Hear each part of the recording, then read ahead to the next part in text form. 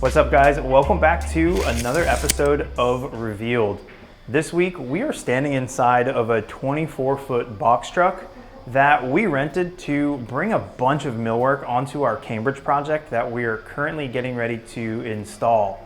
So in just a few minutes here, we're going to completely fill this truck up with cabinetry for a kitchen, an office, a couple of bathrooms, a den, you name it. We have a ton of millwork going into this project. So let's go ahead and get loaded.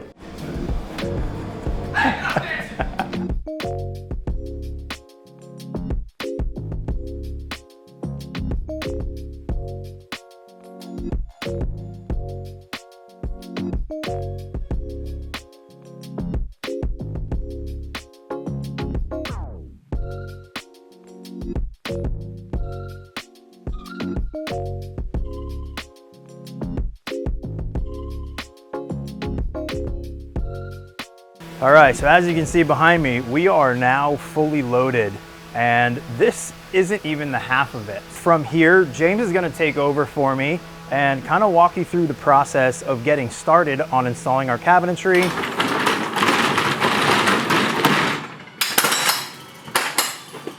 Welcome to the James episode. So yesterday we were able to load up our Cambridge kitchen. We got everything in for the most part yesterday. There's still some pieces lagging in the shop, but not too much. Stuff was just taking up a lot of space in the shop on that front wall where you walk in. So we were able to get all that out. It's in the space now. It took about a whole day to get everything here, including the finish panels, some stuff from the finisher. Yeah, we had to hit the storage unit this morning to get some more stuff out of there. But everything's in. We tried to keep the area kind of clean from where we're actually going to put our cabinets. We're going to start with this big long wall because it does take care of the majority of the cases that are out in the space and give us some more space to work on other things.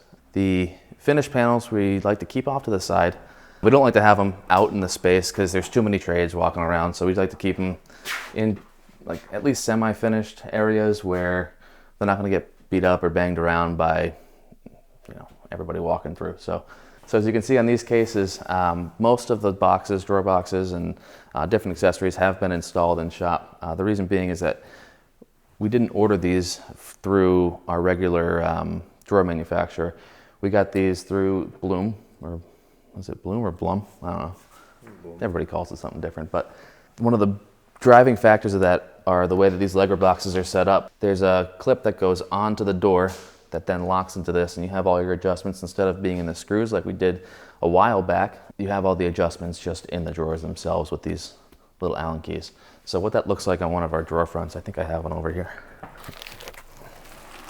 All this stuff is laid out in our shop previous to it being sprayed and finished, so that these holes will line up exactly where the clips need to line up, exactly where they'll land on the case as an end result. So everything was in the shop, leveled out, drawers installed, clips installed, drawer fronts installed. Then everything was disassembled, then sanded, then sent to finish, and now they're here. Just made sense to do that first.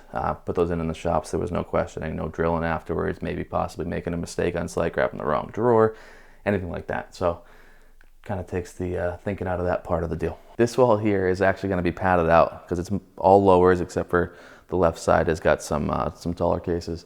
But these lowers here are going to be padded off the wall about 3.5 inches. So we're going to make a 2x4 wall that's going to stem out, and then our ledger will actually be locked onto that.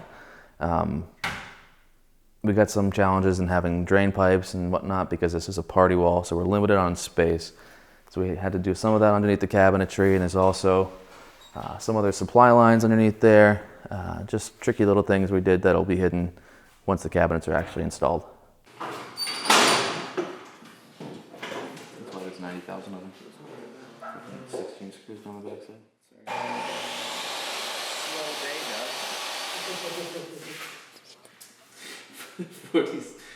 I owe you a tape, huh? Let me see.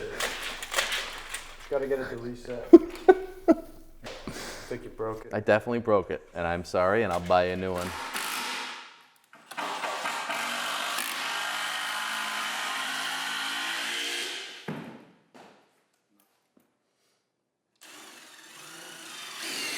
So we got both of our knee walls built.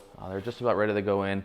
Like we do on all of our projects, we have blocking in behind the drywall, ready to screw this thing on.